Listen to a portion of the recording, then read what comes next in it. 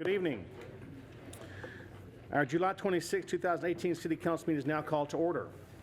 Tonight, our prayer and pledge will be led by William Dixon. William is a sophomore at Longview High School and attends Parkview Baptist Church. He is also the nephew of Councilman known as Snotty. Please rise.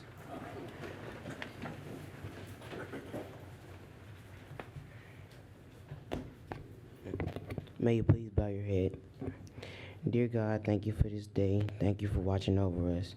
God, please continue to bless the city, our state, and our country. Bless the city with peace and love.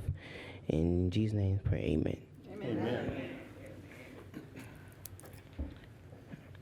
I pledge allegiance to the flag of the United States of America and to the republic for which it stands, one nation, under God, indivisible, and liberty and justice for all. Thank you, William. We sure appreciate you coming and attending this meeting tonight.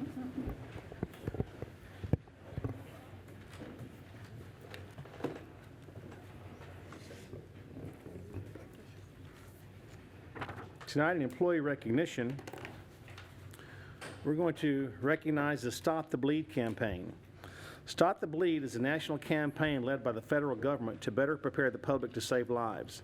Victims can quickly die from uncontrolled bleeding within 5 to 10 minutes, so the campaign raises awareness of basic actions to stop life-threatening bleeding following everyday emergencies and man-made and natural disasters. Similar to how the general public learns to perform CPR, the idea is that the public must learn proper bleeding control techniques include how to use their hands, dressings, and tourniquets. Here in Longview, a team of employees from Risk and Fire work together to coordinate this life-saving training for city staff. So far, the city has hosted 13 classes with 100 employees participating. In addition, Stop the Bleed kits have been placed next to existing AED boxes at City Hall, the library, Broughton Rec Center, the Green Street Rec Center, Paula Martin Jones Rec Center, Mont Cobb, the Exhibit Building, and the Police Department.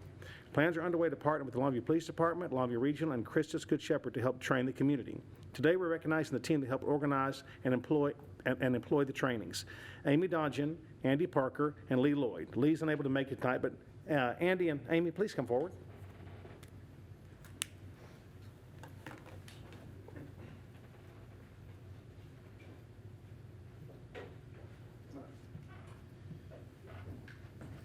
You know, what you don't realize is how important this campaign is and what this means, because it's like CPR. If you need it and someone doesn't know it, you don't have a chance. And if you do know it, you have 4 minutes to make a difference. The same with this Stop the Bleed program. If someone needs it and you know how to perform it, then people can survive. Otherwise, they don't survive. And so this is one of those things that is so critical in our community, and to see us putting these next to our AEDs where people recognize what it is, the more we make people aware of this, the more people will get involved, the more people will participate, and the more lives will be saved. So you guys are so innovative in thinking and going through this, and to spend your time to help our community like this, I really appreciate it. I know the citizens appreciate it, and if it's ever going to be you, you will appreciate that. So thank you all so much for your dedication. Continue the good work. Y'all are awesome. Y'all rock it. Thank you.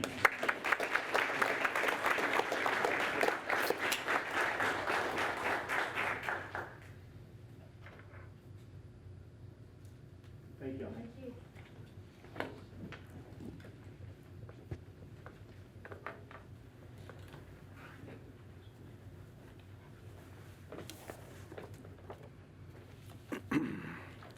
Tonight, in community recognition, I wanted to take just a moment to recognize individuals that really make a difference.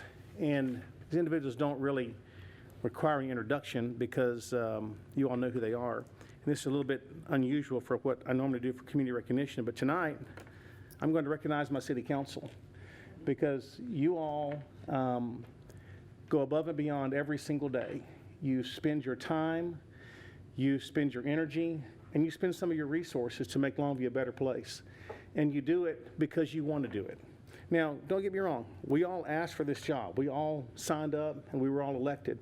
And so we're not feeling sorry for each other, but what I do want you to know is that you all do a phenomenal job. I've been on councils for 9 years, mayor for 4 years, and this is as good a council as I've ever been around, because you think through things, you're compassionate with the public, and you listen. And that's what we're really elected to do, is to listen, not to give our opinions, but to take the opinions of those who elected us and put them into action.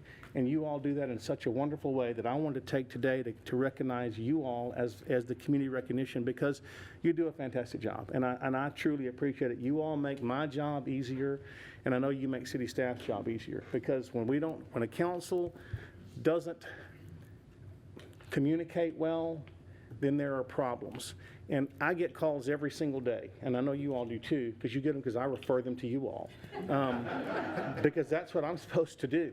And I tell the citizens every time they call me, I appreciate the call, but I'm going to send you to your council representative, because that's what they're elected to do, is to take care of your problems. And if they can't do that, then they will contact me, and then we will all resolve it together, because it's what you want to do, and it's what you're elected to do. And I don't ever get calls because you can't perform those tasks, and I really appreciate that, because it means that you care and that you're not taking for granted what the citizens need, and you're providing for their needs. And so I want each one of y'all to know that I appreciate you, and I know the citizens of Longview appreciate you, because you do a fantastic job at what you're doing. So today I salute you all.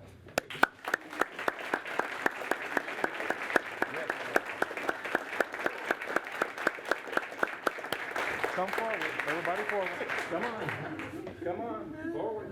We get the picture. That's right. We get the picture. Get in line. Yeah. On row. All of us things right next to Andy. Oh.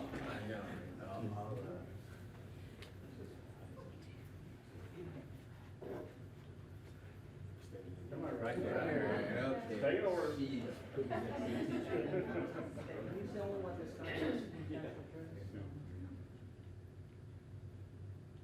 Thank you all. Your city council, thank you.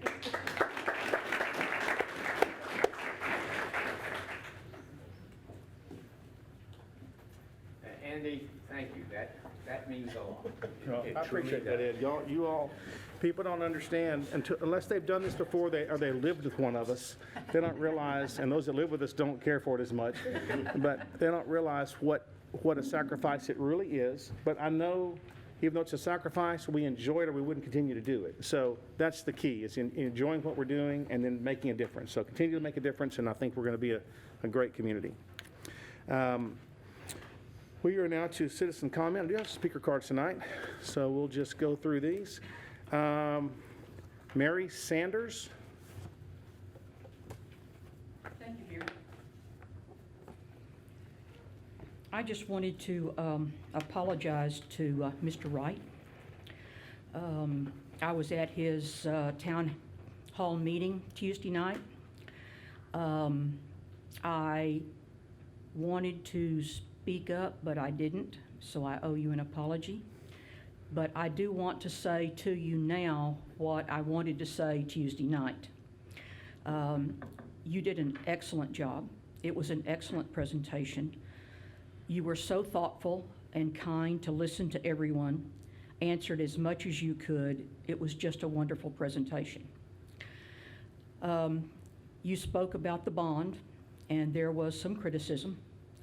But one of the things I wanted to say was, having worked for the city for a number of years in the Park and Rec Department, I pretty much had been a scorekeeper at almost every park in this city for men and women, boys and girls, and tournaments and all of those kinds of things. But one of the things I wanted to say about the parks is we need them. We need to improve them. We need more of them. Because if our young people will be on teams and be out in the parks and be out working together and having leadership, they're not going to be out in the streets causing trouble. They're not going to be in the gangs. And one of the ways to make our city safer is to have our kids involved. And that's just what I wanted to say to you. Thank you very much. Next, I have Dan Thompson.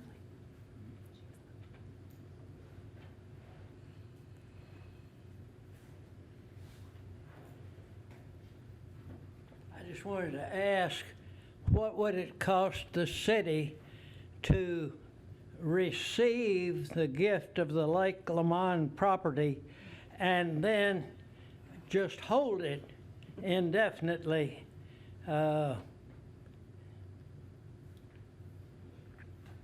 Thank you, Mr. Thompson. We will get you, we'll have someone meet you back there and give you some information on that when the meeting's over, okay?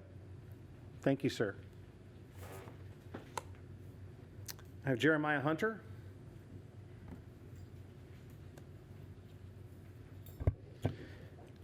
Thank you, Mayor, Council, Mr. Bonds.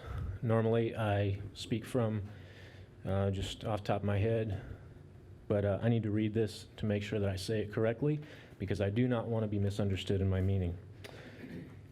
For the record, I am Jeremiah Hunter, and I reside at 314 East Twilight Drive. I've been a Longview resident for 9.5 years. Longview is my adopted home. All 4 of my children are born here, and I have every intention of sticking around and making Longview my lifelong home. Most of you know I am the chairman of We the People Longview Tea Party Group. For those who may not know, the T in Tea Party is actually an acronym that stands for Taxed Enough Already. One of the core principles of the Tea Party movement is to push back on excessive taxation and unnecessary government spending.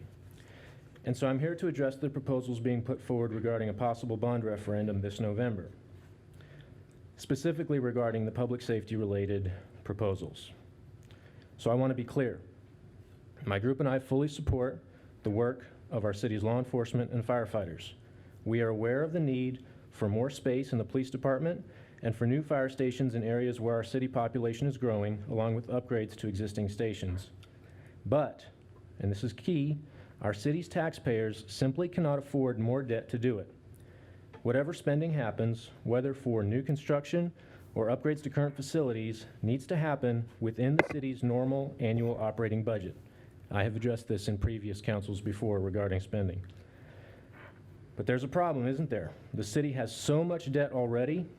For those who don't know, we spend a full 8% of our annual budget just for paying on existing debt obligations. We also spend so much money on other unnecessary programs that when major capital improvements are needed, suddenly, oh no, there's no money to do it. So we're here to say, we support our law enforcement and firefighters, but are completely against any of the bond proposals for new spending. We need to finish paying off our existing debt and institute a pay-as-we-go system, which is the only reasonable way to operate. You, the city leaders, need to show patience and restraint in spending decisions. Going further into unsustainable debt is not the way to support our first responders and law enforcement. Thank you for your time. Thank you, sir. I have Ms. Suzanne Cook.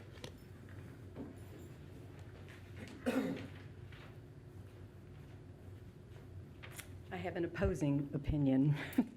I'm here, Mayor Mack and City Council members and Mr. Bonds. I'm here on behalf of the bond supporter, not as a supporter of the Arboretum, but as a realtor and a corporate recruiter. Last week, I had the opportunity to give a community tour to a visiting physician who's considering making Longview his home. His wife is also a physician, and they have a 3-year-old daughter. So our first stop was downtown Longview and World of Wonders, and it was wow. He commented on how attractive downtown is, especially the streets with their beautifully designed intersections and the landscaping. Next, we went to Kids View, which is now 16 years old, but looking good because of the city parks and maintenance efforts that have been put into that park. We then went to the ball fields and the splash pad, and he was impressed. We drove by Maud Cobb and the side of the Arboretum, and he was wowed again.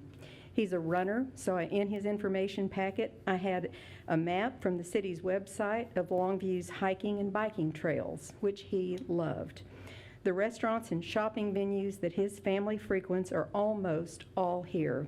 If anybody knows any way we can get a Pottery Barn, let me know. That's the one we lacked. But things like Panera Bread, Chipotle, Corner Bakery, BJ's, Old Navy, Kohl's, On the Border, Target, all of these corporations have invested in Longview because they deem it to be thriving and growing. If we are to remain competitive with neighboring cities our size, like Tyler and Texarkana, and continue to attract new industry, businesses, and residents, whether they're professionals or retirees, we must continue to be forward-thinking and be willing to invest in our infrastructure and the quality of life amenities such as parks and trails. Our future depends upon it. And as a, by the way, he is in negotiations with a contract with the medical group recruiting him. So hopefully we'll get him here. But I think it's very important that we go forward with the bond. Thank you. Thank you so much. I have no other speaker cards. Would anyone care to speak that had not filled out a card prior to the meeting? Very well. Thank you all so much. We now have a presentation item for the Pacesetters Campaign Kickoff with United Way. So, Dean, Mark, Donna, Carrie, all y'all come on up. Whoever's here, come up.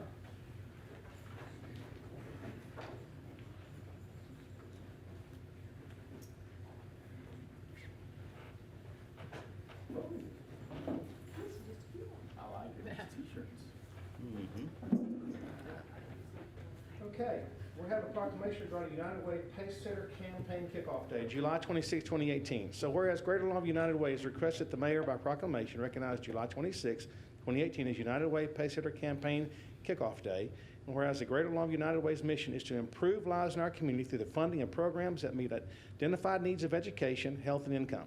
The United Way campaign begins with key organizations like the City of Longview participating as pacesetters to kick off the community-wide fundraising efforts. So now, therefore, I, Andy Mack, with authority vested in me as Mayor, City of Longview, proclaim July 26, 2018 as United Way Pacesetter Campaign Day in Longview.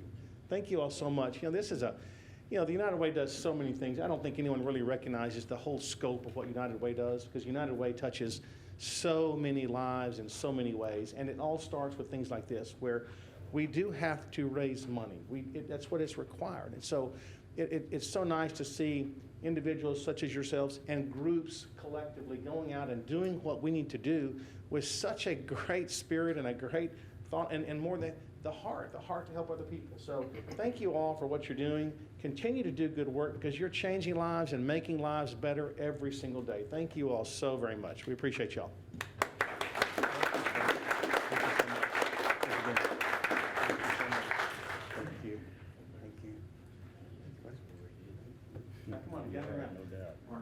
Stand right next to me. Ron, get over here. Thank you, buddy. Golly. That'll give me a complex. That's 9 feet tall.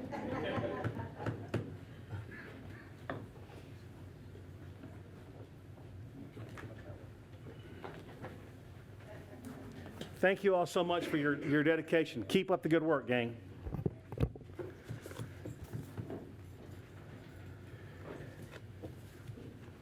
We are now to our public safety update.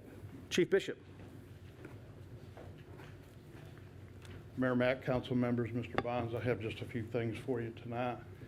This past week, we had a great opportunity to spend some time with Patrick Johnson, who is with J-Star Ministries. Every summer, he runs a boot camp with children, and we had the opportunity for them to come down and spend a few hours with us down at the police department, and got to show them a few different demonstrations of the SWAT team. We were able to take them on a tour of public safety communications, talk to them a little bit about how our 911 system worked, and the calls, and the police and the fire, how they respond to various calls for service.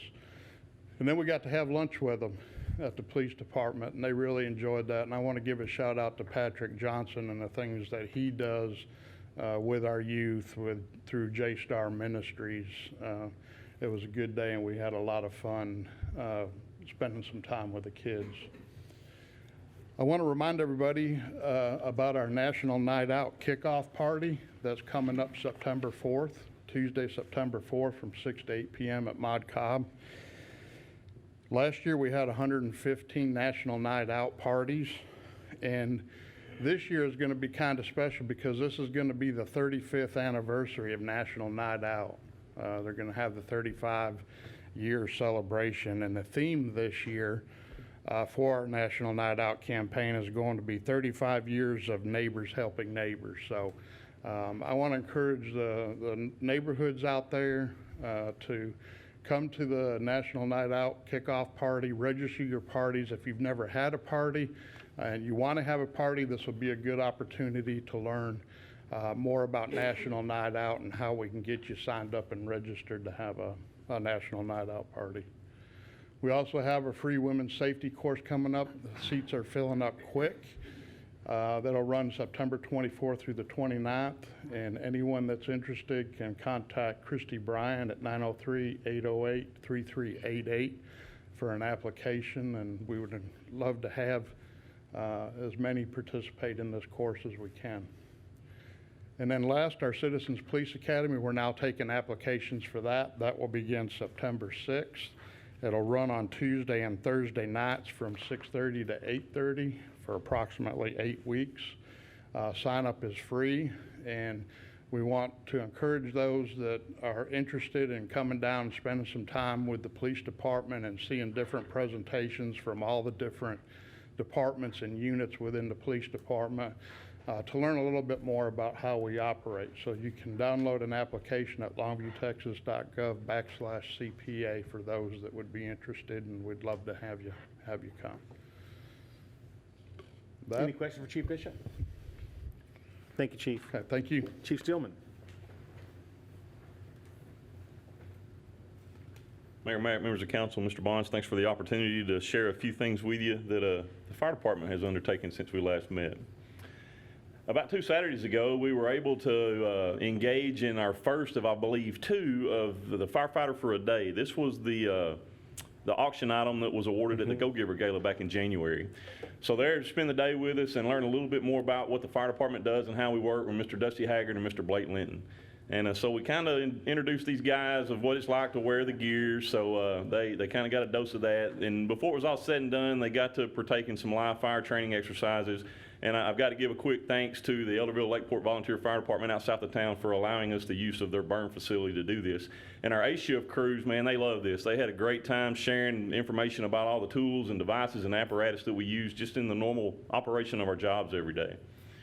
These guys were a little rough around the edges, I'm not going to lie to you. We're not quite ready to put them on the truck just yet, but they're a little bit further down the road than when we started that morning. And it was hot, these guys, and unfortunately the live fire part was in the afternoon, so they got a real dose of what it was like to fight a structure fire in 100-degree-plus heat. But they got to do a little bit of rappelling at one of our training sites and you know, get to see what that's like to just bail off on a rope and hope that everything holds and that somebody tied their knot right. So again, we certainly want to thank them for contributing to the Go Giver Gala fund, and we had a great time with them. We're looking forward to the next opportunity to do this.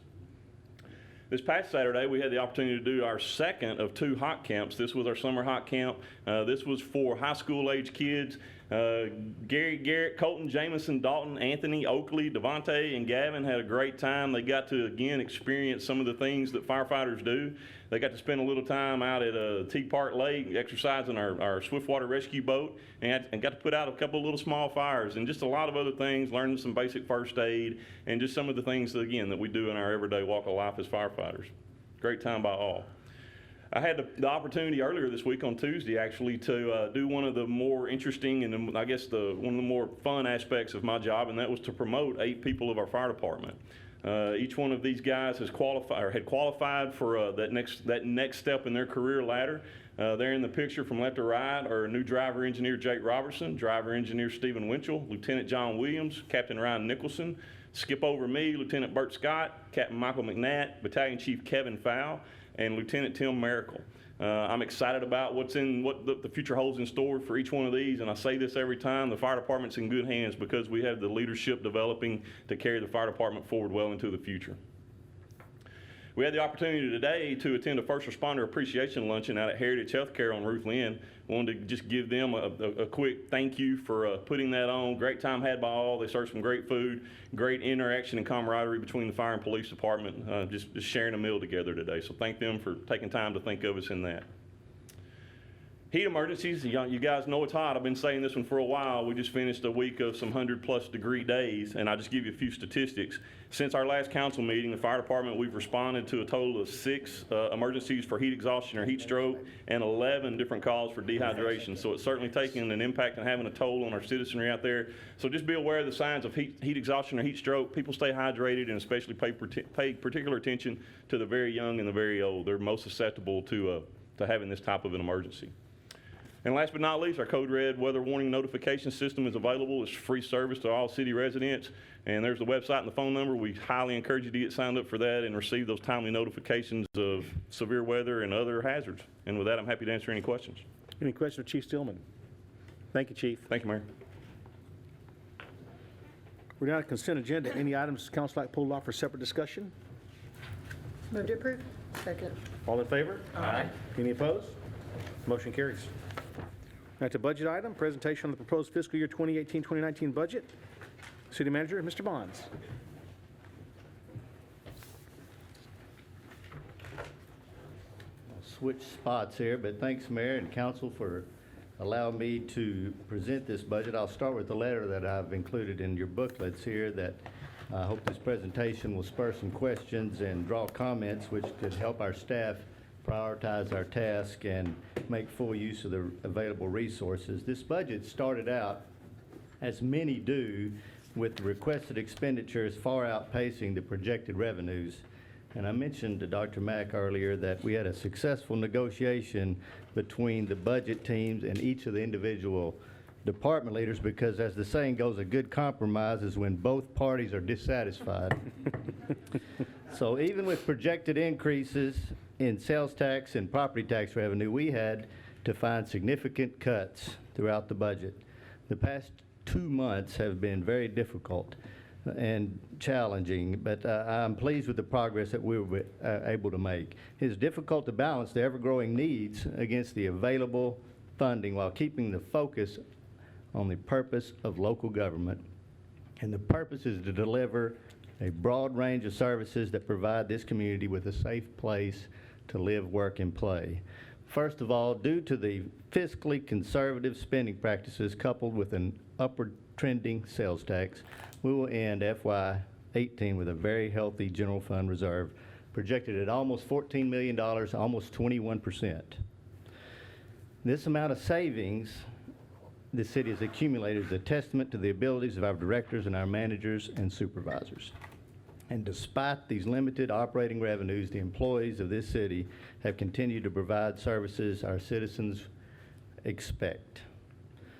The proposed FY19 budget does not contain a tax rate increase, nor does it include an increase in water, sewer, nor sanitation rates. So I can end my presentation at that point, but the proposal does include a modest use of surplus revenues to balance the budget. However, I feel like this is a better alternative than the alternates, which would be to raise taxes or cut additional expenses. So I'd like to thank all the folks behind me, that staff members that have helped in this process to this point. Overall spending and overall financial position is in great condition with healthy reserves. Our sales tax revenues are steadily increasing. We've had a moderate increase in our property values. Again, no property tax increase, water rate, or sewer sanitation rates proposed. This time last year, we had projected a ending fund balance of $12,068,000, or 17.89%.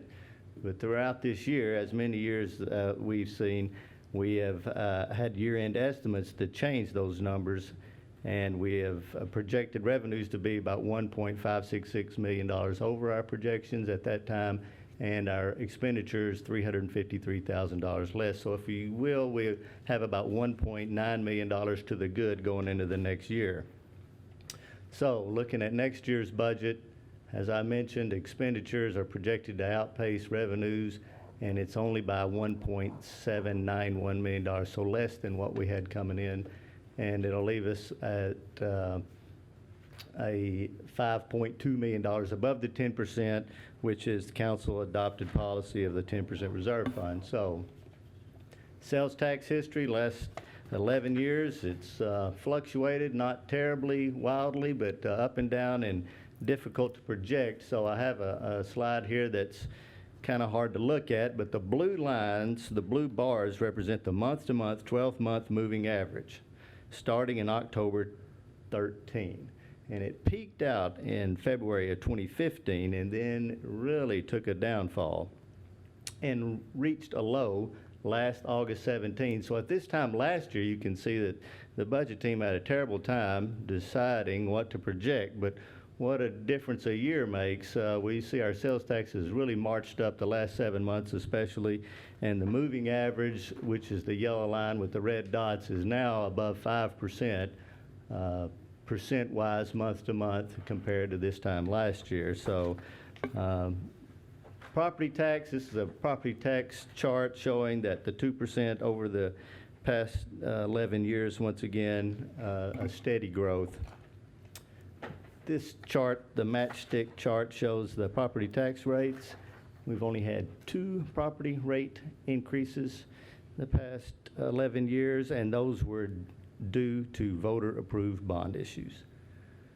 So this time last year, once again, the general fund had funded some capital improvement projects, and those capital improvement projects were over, and so we swept funds from the CIP fund back to the general fund of $1.546 million. We experienced some savings in the general obligation debt service, as well as savings in the general liability and workers' comp. So we started the year with one-time revenues of $2.545 million. So this year, obviously don't have that to start with. We've projected a $300,000 decline in the municipal court revenues. However, we have determined that the drainage interfund and the water interfund need to transfer more money this year, and that is above their normal transfers. We have made adjustments and increases and had better collections in fees, fines, and charges for services, other transfers and miscellaneous, but still with all those tricks, we've $521,000 below in revenue. So this is the revenue for the entire FY19, $67.56 million. And you can see still, no surprise, the majority of that coming from property and sales tax. So I'd like to highlight some increases in expenditures this year that we can't, what we've been able to do. We can't really get out of some of them, but some of them we've been able to do, like a 1% increase in the fire pension. The health fund increase of a little over $1 million. This does not include the premium increases that the employees are contributing. This is straight from the general fund. We have 2 Arboretum staff members added. We have to take care of the fire pay plan for the second half and the 3% across the board pay plan, and we say the second half because we didn't start those till April of this year. And we absorbed a fire truck lease, so this time last year we selected to replace one of the fire engines, and the lease first payment is this year. So $2.256 million there. Like to highlight some cuts. Like I said, each department came in, and we were able to, by $5,000 and $10,000 and $20,000 at a time, cut over $1 million out of the general fund budget. We reduced unfortunately, the demolition budget by $80,000, which still leaves $100,000 there. And we have eliminated by attrition or transfers to other departments 6 employees, 5 from Public Works, 1 from Parks. Those 6 employees add up to about $226,000. The last line I'd like to highlight was the continued high vacancy factor. That is when an employee separates from the city, it creates a vacancy factor. We don't have to pay those salaries. So we're asking all the departments to really look closely at those vacancies to determine what services that employee provides to this city. Can those services be absorbed by other employees, or can we do without those services? So the position review is really going to take place this year in a bigger manner than it has in the past. I'd like to highlight a few of the requests that weren't able to be fit into the budget, that were not. We have scheduled a fire truck replacement that we are not going to be able to fit in. The street maintenance program recommended $2 million in that program, and we were only able to fund, well, thankfully, $1.65 million. As the time went on, we were able to add more and more to it. We canceled a drainage project, and that's the $959,000 the drainage fund transferred to the general fund, and we chose not to pay for a pay study for general government employees. Now, some one-time capital expenses that could represent some of the deficit spending would be the vehicle replacement, the health fund HSA incentive. What that is a program that we want to incent our employees to move over to the health savings account, health savings account option of our health fund. So we would provide $500 to those savings accounts for each of the employees that choose that option. We need to replace the roofs at the Broughton Rec Center as well as the Fire Training Center on American Legion. And the first phase of the Enterprise Resource Planning Software project, which is really an integrated software project that provides the core business processes for the city. So human resources, timekeeping, finance, utility billing, all are different packages now and have reached the end of their support from the software companies, and we're looking for a company to integrate all those into one. So it's a 3-year project. First year, general fund expenditure, $433,000. So one-time expenses, $1.853 million. I have an additional chart.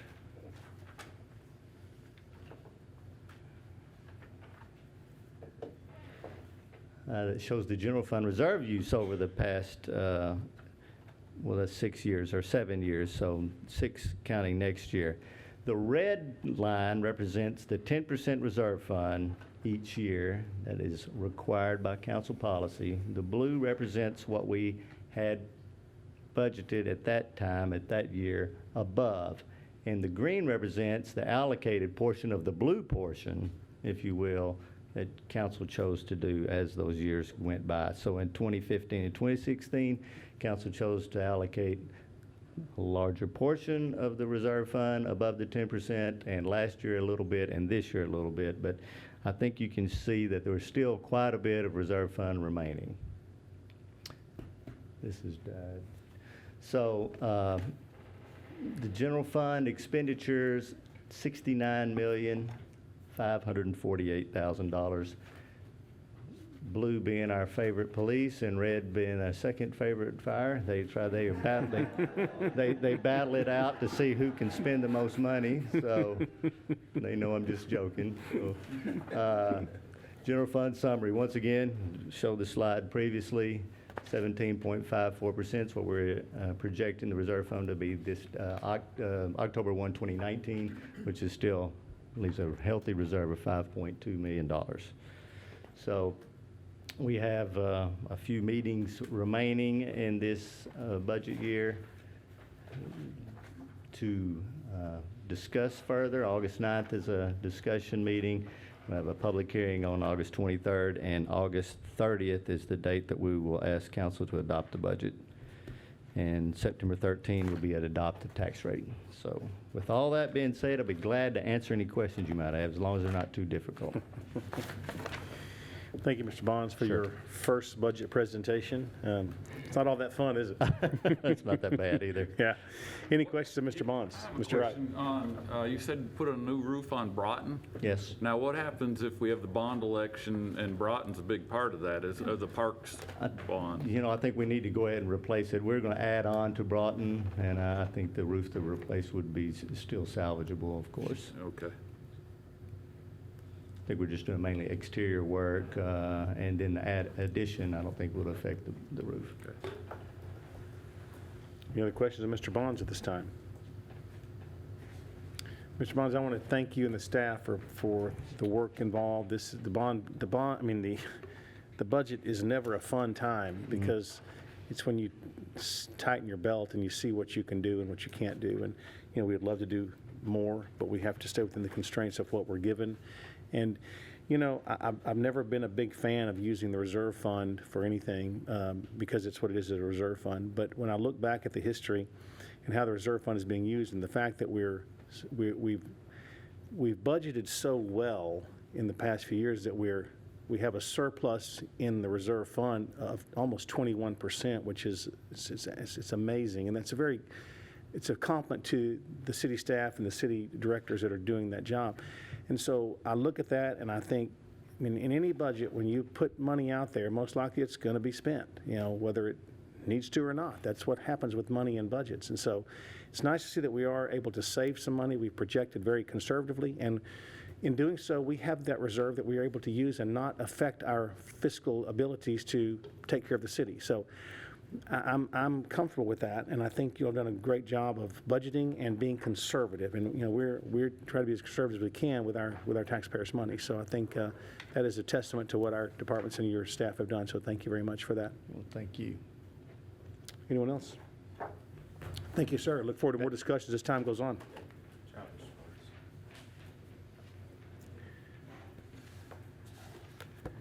We are now to discuss and provide direction concerning the recommendations from the Comprehensive Plan Advisory Committee, i.e. the bond. So, council, we are open for discussion on the proposed bond packages. Want me to start? Absolutely, Mr. Moore, please. Back in July of 2016, we appointed the advisory committee with 2 representatives from each district.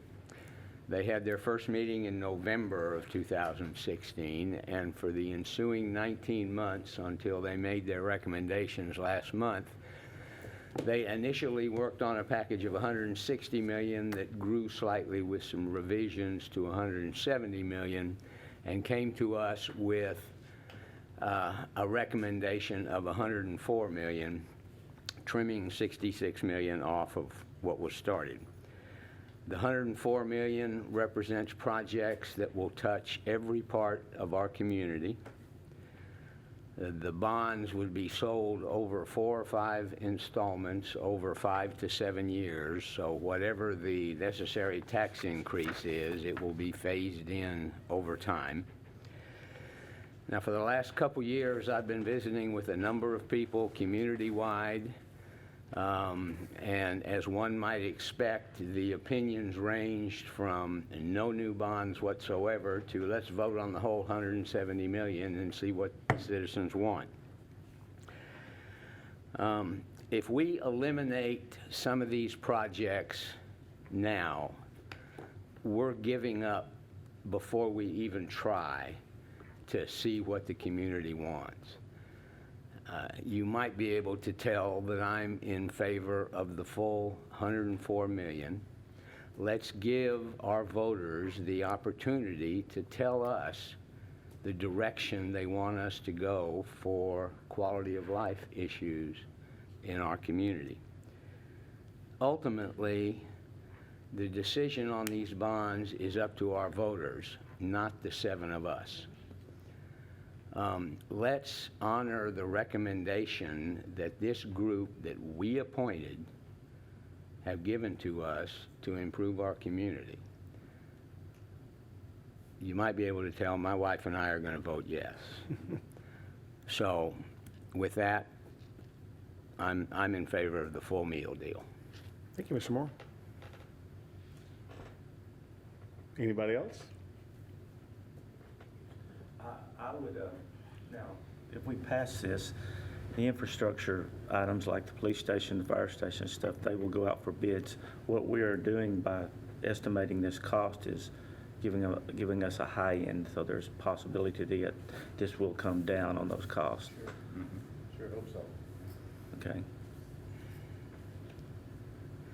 And I might, just one quick thing, Dave. The projections we made on a potential tax increase were based on 10 years' history of our tax-based growth, which was less than 1% per year.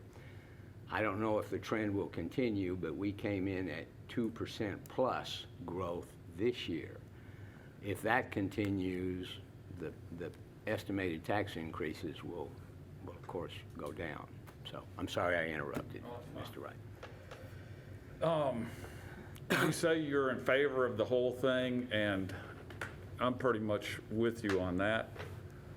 My concern is if we break it up into 3 different things like this, like the safety, infrastructure, and parks, I hate to see a groundswell of people against one item in infrastructure or one item in parks kill the whole thing for parks or kill the whole thing for infrastructure. And you say, let the people of the community decide if we want it or not, but are they really going to have the opportunity to say, what happens if 75 or 80% of people are for Lear Park, but they're against Cargill Long Park Trail, so they vote against the whole thing. I don't know if you've thought about it or if you have what your thoughts are on how we're going to vote on this. But that's my concern, is that we vote, just cut out a whole item because people are against one thing in there. Yeah, you're right. There is that danger, but let me give you my opinion on voting on the projects individually. Number one, it would make for an extremely long and confusing ballot. Number two, that type structure tends to fragment the positive votes. And the negative votes, they're going to vote no across the board regardless. But the community, I think, will be fragmented on picking and choosing different projects to vote yes on and vote no on. And most importantly, if we vote by project, there is absolutely no flexibility on shifting funds from one project to another within the broad category. For example, the street bonds, we had leftover money, so we were able to use some 2011 street bonds on the dip. But we wouldn't have been able to do that if they had been done individually. If we come in under budget on a certain project, we wouldn't have the flexibility to shift that money over to a potential project that maybe went over budget, or an additional project within the public safety category or the parks category or the streets category. So you're right, there is that danger of somebody that's particularly against one facet of that, but I would hope that would not sway them from voting favorably. I just don't think voting by individual project does us good. Also, I'd like to see, I don't know how we go about adding to this or subtracting from it, but the intersection of Heritage and Hawkins has been pretty dangerous, and it's already it's good for a light. There's enough traffic through there for a light, and I'd like to see about possibly adding that to the bond. It's about $250,000. I don't think it would have a big impact on any kind of rates or anything. No. Hey, Steve, I've had some I'm lean up. for the whole package. I'm just concerned whether we need to break it into three separate entities instead of, I want the whole thing to go for the quality of life issues. But I don't know. I mean, I'm not for breaking it down into each individual deal, because there's a lot of infrastructure that needs to be done on a lot of streets around here that need to be handled.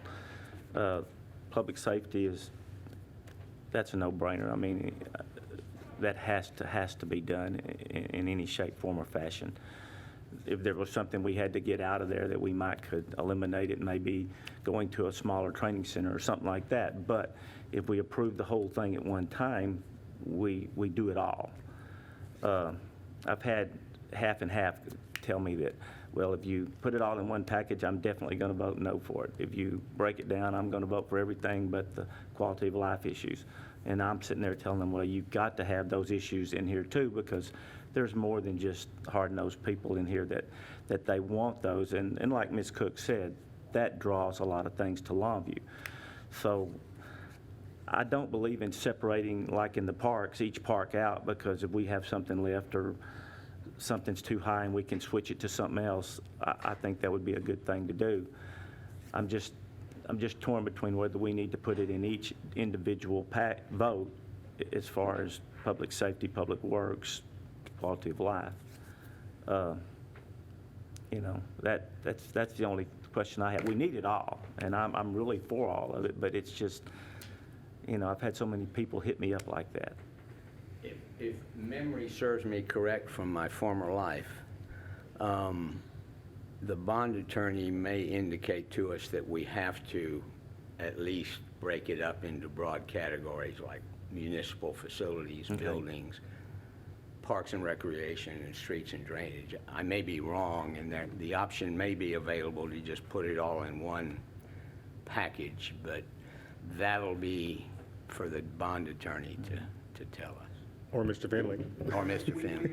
Well, actually, the bond attorney he's going to be the attorney on this, but we did have a conference call earlier this week, and he indicated what you said, that it generally would have to be into general areas. You could go more specific, but basically what you just indicated. So you couldn't just lump them all together into one.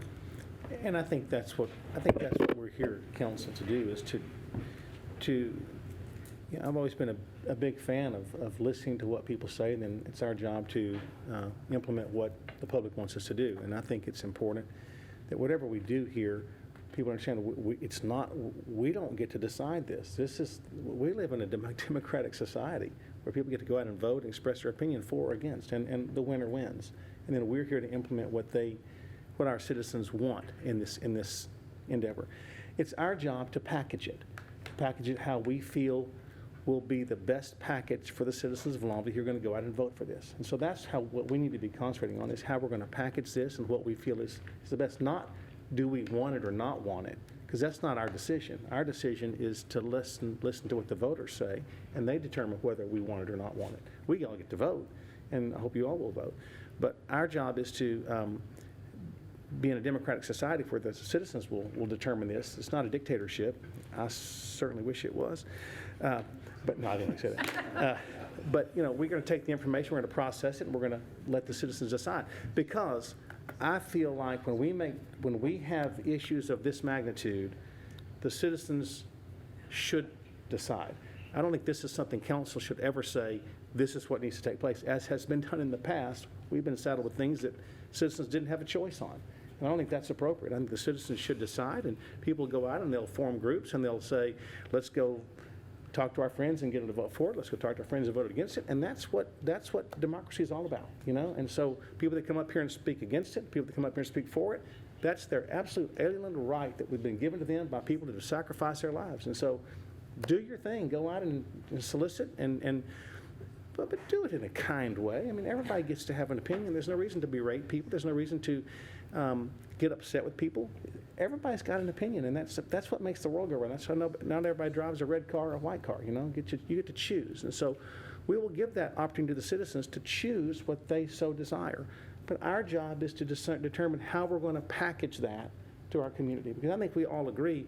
The CPAC committee has spent a lot of time. They've sent us a recommendation that we should acknowledge, and we'll acknowledge that by presenting it to the public, and let the public decide what they want to do. Then we will absolutely carry that out. And so I think our job is very clear. Our job is to determine how we want to present this to the citizens. Because I think it's obvious we're going to have a bond election, because we've been presented an opportunity, and we should present that to it shouldn't be our job to say we're not having one, because then we become dictators. Let the citizens decide. We'll let them have the final say-so.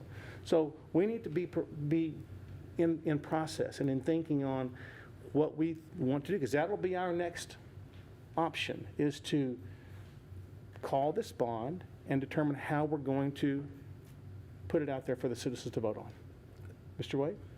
I just want to encourage all the citizens of District 3 to really get involved in this. If there's any questions that you have concerning the bond, to please reach out to me. As you can tell, District 3 is mentioned several times throughout the package, and I think it's very important that they do get involved to kind of piggyback some of the things that the mayor has said. So please feel free to reach out to me through the city.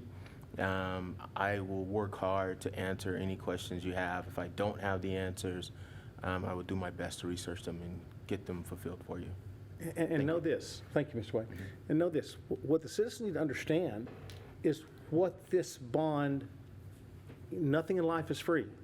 This bond will have an expense to it. And so you need to understand what that expense is, broken down by the cent, because we can do this, you know, we can do it as 8 cents, we can do it as 5 cents, we can do it at 4 cents, 3 cents, we can do it however we want to do it.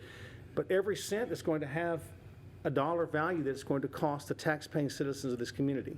And I think they just brought it up right here. You know, if we did the whole bond package, 8 cents, I think, if my memory is correct, it's $80 on a $100,000 valuation per year. So if you have $100,000 in value, it'll cost you $80 a year more. Now, $80 to one person is different than $80 to the next person. So that's what people will be deciding on, is what you're getting worth $80 a year? Or is it not worth $80 a year if you went through the whole thing? Here's another thing that we need to really be concerned about, council, which I was informed of this last week when we were having a discussion with Mr. Bonds, is I didn't realize, okay, let's just say we decided that 3 cents got approved, okay? Well, that 3 cents, I'm not categorizing, I'm just saying, let's say public safety is worth 3 cents, all right? Well, if you approve 3 cents, the way the money gets distributed back to us, we really couldn't do the police station until like year 6. We wouldn't have enough money coming in until year 6. So even though 3 cents covers the cost, 3 cents doesn't allow us to do it in a very timely fashion. Does that make sense to you? Mm-hmm. So if you have, say if you did 5 cents, you'd have enough in 5 cents till you could do the police station immediately. Then you prioritize where you'd spend the rest of that money as time went on. But if you think it's all going to happen in the first year, it is not. That's not the way bond money comes in. So we have to think about that as well.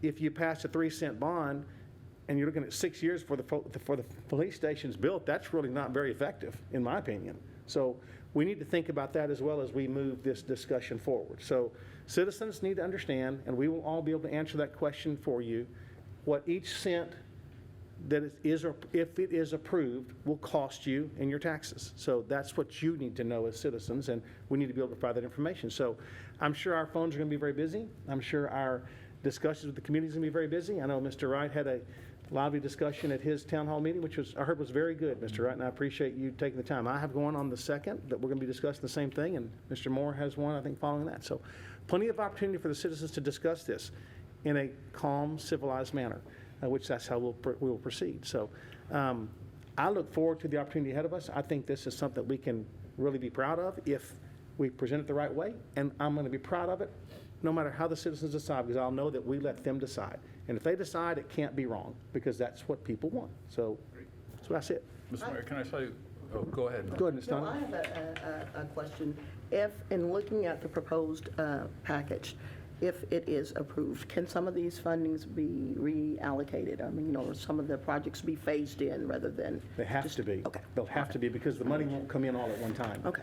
So we'll have to, that'll be the job of city staff to determine how the money comes in and what projects can fit into those categories and how we get it done over the bond year. Just like with the street bond package in 2011, it was $51 million. They had to phase those in. Certain streets couldn't be done until you had enough money in the kitty to do that street. So you do the ones that you have the money for and you phase it in. Because the last street done, which was Cotton Street, I believe, wasn't able to be done until we had enough money to do Cotton Street. So that's the way these bonds work. It's not, we don't get the whole lump sum at one time. I wish we did, because it would make it easier, but that's not the way it works. Mr. Wright. I just want to say, I had somebody tell me today about the progress that they've seen here in Longview over the last few years, really over the last 10. Longview's come a long way. It's doing really well. And it'd be great if we can continue to invest in this city. If a company doesn't invest in themselves, they die. Well, Longview needs to invest in itself so we can keep progressing. And I just want to say, I think Longview's a great community, and I hope we vote to invest more into this community. Ms. Ishihara. I just wanted to make sure I said something since everybody else did. But I do want to make sure that my opinion is known on it. I support putting out the full amount that we've discussed from the CPAC committee in 3 separate bond elections and let the voters decide. Thank you. Okay, Mr. Moore, go ahead. We'll wrap this up. One thing, Mr. Wright, I'm in favor of adding your traffic signal. Yeah, and we'll have plenty of time in the next few weeks. I think we have to do something. Is it August the 20th, a date that we have to call? That's the deadline, August the 20th. Between August 8th and August 20th. And if we have a meeting on August 9th, I believe, but just because we have a meeting on August 9th, if we're not prepared to do something, we'll call a special meeting. We can always do those things. So I want this discussion to continue, especially with your citizens, with your constituents that put you in these chairs. because they're the ones that are going to make the difference in this election. So go out and make time for your citizens, and let's look forward to some lively discussions, and we'll start formulating plans to do what we've been elected to do, and that's make decisions, okay? Thank you all for the discussion time. We're now to items of community interest. Mr. Moore. Well, speaking of hearing from citizens and their opinion, I have a town hall meeting scheduled for Monday, August 13th at 7 p.m. at the Pine Tree ISD Community Center. The topic, obviously, will be the proposed bond issue. We'll be talking about the projects and what their effect on the economy, the tax rate would be, and I look forward to a good attendance. Ms. Notting. Just thank you again, Mayor, for recognizing City Council tonight, your community recognition. Also, just as a PSA for citizens and residents in South Longview, just kind of riding through the community, doing an assessment. Guys, if you do not know, everyone who's under the sound of my voice living in South Longview, if you're not aware of who to call concerning when you're cleaning out your home or putting garbage on the side of the road, call me. You know, you don't have to leave things or items sitting out for 2 to 3 weeks. They can be taken care of. Just give me a call, 431-1420. Together we can make our community better, so just let me know. Thank you, Ms. Notting. Mr. Wade. Just to reiterate, all the citizens of District 3, please reach out, get involved in the bond election. It affects us tremendously. I think there's some good things that can continue to happen in District 3 with this being a great jumpstart for it. So feel free to reach out to me anytime through the city. Thank you, sir. You, sir. Ms. Ishihara. Nothing for me. Mr. Wright. Well, first I'd like to thank Ms. Sanders for her gracious words. We did have a town hall meeting this past Tuesday. I want to thank the city staff, all that came out to that. I want to thank Sean Hara especially for all his hard work putting my presentation together. And we definitely had a lively discussion, but I think it went pretty well. And I just want to thank all the people of District 5 that came out for the meeting. Mr. Purtle. Nothing for me. Mr. Bonds. Very well. Who needs Shark Week when you have Bark Week? Sean? At Longview Animal Care and Adoption Center. Dogs and cats are on sale through the end of July, and all adoptions include spay, neuter, microchip, and vaccinations. See the adoptable pets at longviewtexas.gov/adopt-a-pet. On Thursday, August 2nd, join me for the virtual town hall meeting at 7 p.m. on Facebook. Look for the live video, and we'll spend an hour discussing topics about living in Longview. Learn more at longviewtexas.gov/virtual town hall, VTM. Now, if you didn't do this last time with me, we had an amazing turnout. It was fantastic, and it's really neat. It's very low-key. It's very relaxed. You're going to send questions in. I'm going to answer as many as I can. The ones I can't answer, I'm going to have city staff there with me to get the answers so we can give them to you, because I don't know half of what really goes on. Maybe more than half, 51%. But it's fun because we get to know each other through a live video conference. So it's a lot of fun, and people can sit in your own home, not have to get out and do this. So hope you'll join me. I had a good time last time. That's why I want to do it again. We'll see how the turnout is, but I think we'll have a lively discussion again because the bond will be an issue. But any topic there's no topic off limits. If you want to talk about something going on in the city, that's what we're there for. So whatever you want to talk about, I'll be there to talk about with you. So I look forward to that. You're invited to a special summer downtown live from 7 to 11, Friday, August 3rd at Heritage Plaza. Music by Leap of Faith, followed by Hubcap and the Loose Nuts. That'll be fun.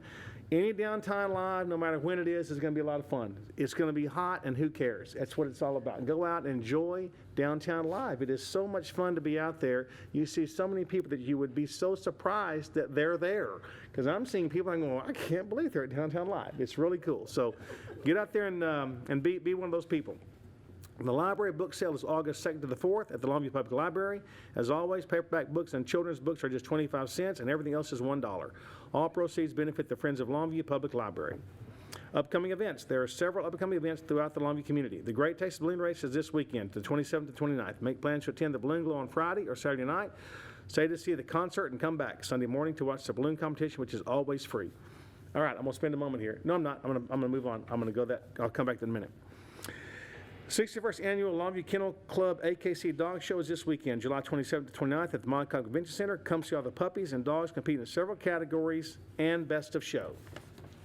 Arts View Children's Theater opens Madagascar, a musical, tonight through Sunday. Join Alex the Lion, Marty the Zebra, Melman the Giraffe, Gloria the Hip Hop Hippo, and of course those hilarious plotting penguins in a crack-a-lackin' musical adventure.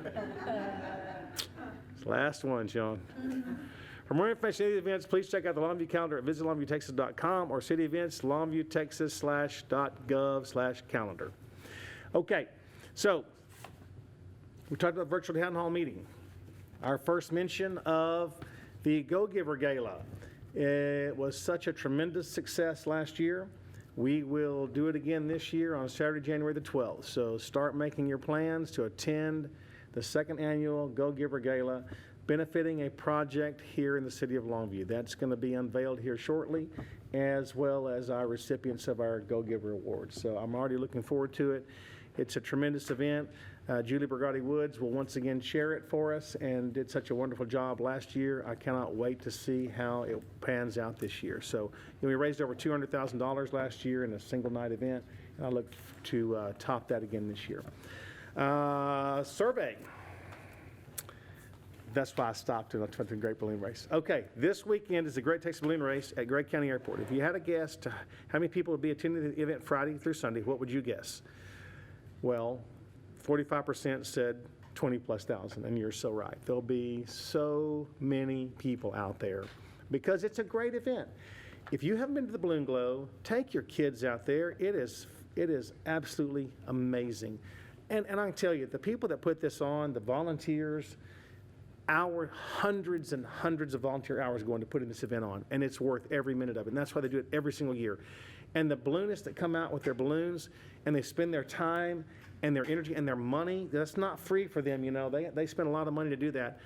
To enhance Longview, and that airport will light up both nights. It is fantastic. So don't let the heat bother you. The traffic is good. People are getting through. You'll get in and out. It's just part of going to an event. So take your time, enjoy it, but come out and enjoy the balloon festivity this weekend. It's a huge part of what Longview is. You know, we have come a long way in this balloon event, and it's one of the biggest events we have in our community every year. So let's support it. Get out there and see your friends and families out there. Okay, this is a serious question. Speaking of the Great Texas Balloon Race, did you find the clown hot air balloon frightening? Well, 75% said don't be silly, of course not. Well, I said absolutely, clowns terrify me. That thing is just freaky. When it glows at night, it is freaky. I don't care how you look at it. But it is fun. You'll see so many shaped figures out there that it's just, it's a truly an amazing event. So I hope you'll come out and join us. I hope you'll be there and support our Longview activities that we put on, and it's for the citizens of Longview. So with that, I appreciate you all being here. Thank you for all of your discussion. Thank you for your discussion, council, and this meeting's adjourned.